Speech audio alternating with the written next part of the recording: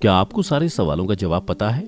हाँ, आप गूगल कर लेंगे, लेकिन दुनिया में ऐसे बहुत सारे सवाल हैं जिसका जवाब ना तो गूगल के पास है और ना ही किसी साइंटिस्ट के पास, क्योंकि ये कोई जनरल नॉलेज के सवाल नहीं बल्कि कुछ अजीब से सवाल है। जैसे कि अगर कभी कोई टाइम मशीन बनती है और आपको मिलता है मौका पास्ट में जाकर कुछ बदलने का और आप बदल भी देते हैं, तो उसका असर प्रेजेंट में क्या होगा?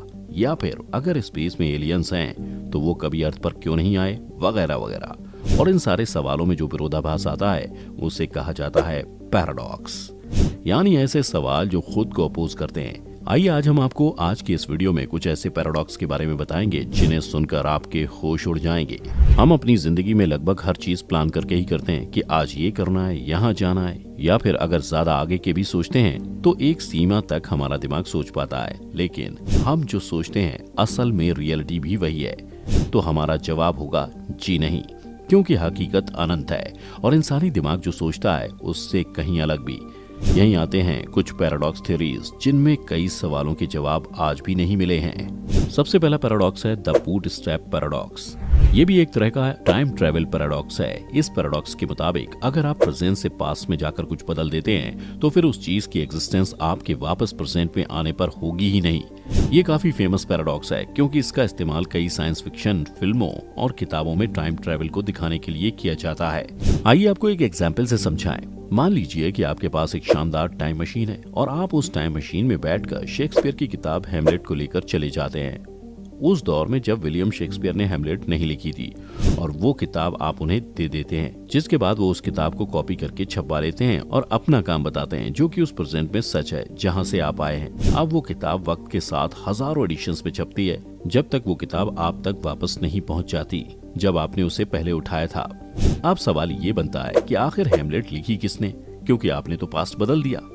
चलिए हम आपको एक और फेमस पैराडॉक्स के बारे में बताएं, ग्रैंडफादर पैराडॉक्स। इसके मुताबिक अगर आप पास्ट में टाइम ट्रेवल करते हैं और पहुंच जाते हैं अपने दादाजी के जमाने में जब उनकी ना तो शादी हुई थी ना ही बच्चे।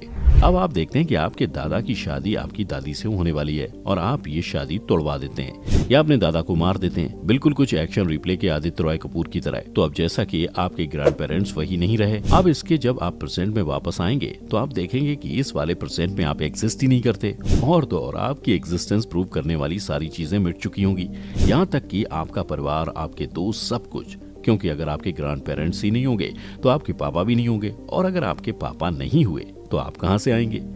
अब इस पूरे मामले में साइंटिस्ट का क्या कहना है, तो बता दें कि अभी तक तो टाइम मशीन का इन्वेंशन नहीं हुआ है, लेकिन आगे अगर ऐसा कुछ फ्यूचर में होता है तो इसको लेकर भी दो थ्योरीज दी गई हैं। अगर आप ग्रैंडफादर पैराडॉक्स जैसी कोई चीज करते हैं तो या तो कोई दूसरी टाइमलाइन बन जाएगी या ये सारी चीजें होंगी किसी पैरेलल यूनिवर्स में।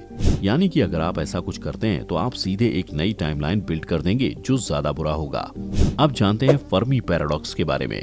स्ट्रिंग थ्योरीज के को फाउंडर मिचियो काकू अपनी पुस्तक द फ्यूचर ऑफ ह्यूमैनिटी में सिविलाइजेशन के 3 चरण के बारे में बताते हैं, टाइप 1, टाइप 2 और टाइप 3 सिविलाइजेशन। टाइप 1 सिविलाइजेशन वो सिविलाइजेशन होती है जो अपने प्लेनेट को पूरी तरह कंट्रोल करके उसकी एनर्जी का इस्तेमाल करती है।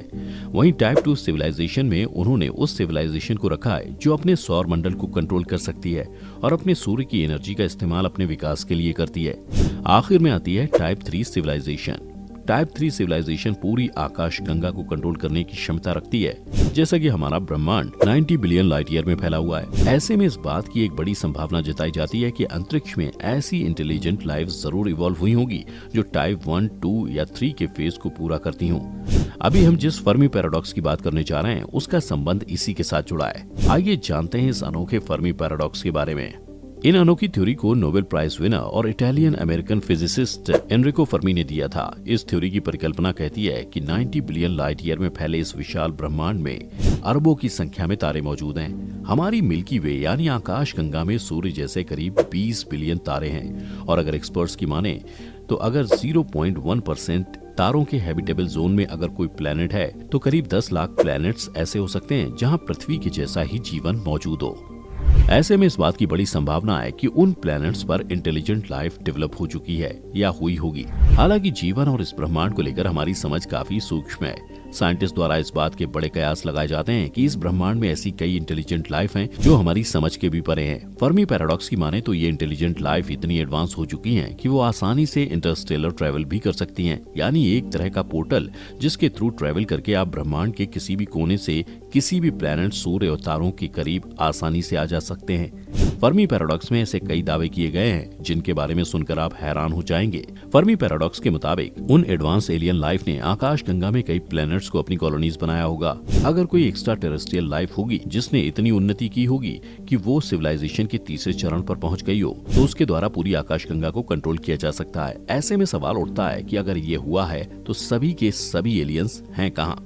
और इसी सिविलाइजेशन की परिकल्पना के पैराडॉक्स को फर्मी पैराडॉक्स के नाम से जाना जाता है। अगर आपने इंटरस्टेलर फिल्म देखी है तो आपको कहीं ना कहीं समझ आ गया होगा कि पूरी फिल्म कहीं ना कहीं इसी पैराडॉक्स पर बेस्ड है। कई दूसरी थ्योरीज भी हैं जो इस पैराडॉक्स का जवाब देती हैं, जैसे द ग्रेट फिल्टर थ्योरी या जू थ्योरी।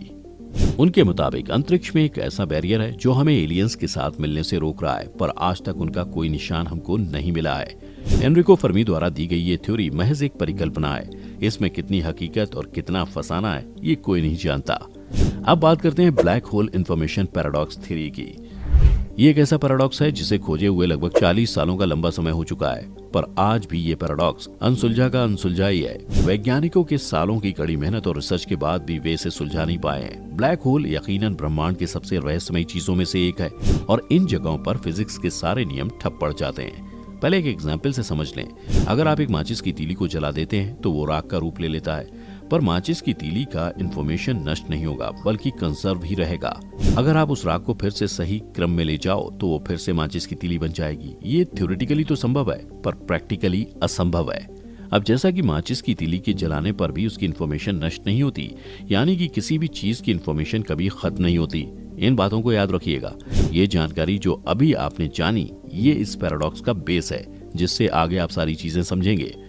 अब साल 1974 तक ब्लैक होल पैराडॉक्सियल नहीं थे, क्योंकि उस समय तक हम इनके बारे में सिर्फ इतना ही जानते थे कि ब्लैक होल इमेंस डेंसिटी के कारण बनते हैं और इनका ग्रेविटेशनल फोर्स अपने आसपास के सभी सेलेस्टियल बॉडीज को अपनी ओर खींच लेती है और ये इतनी ज्यादा होती है कि ब्लैक होल के इवेंट होराइजन में जाने के बाद कोई भी चीज वहां से बाहर नहीं निकल सकती।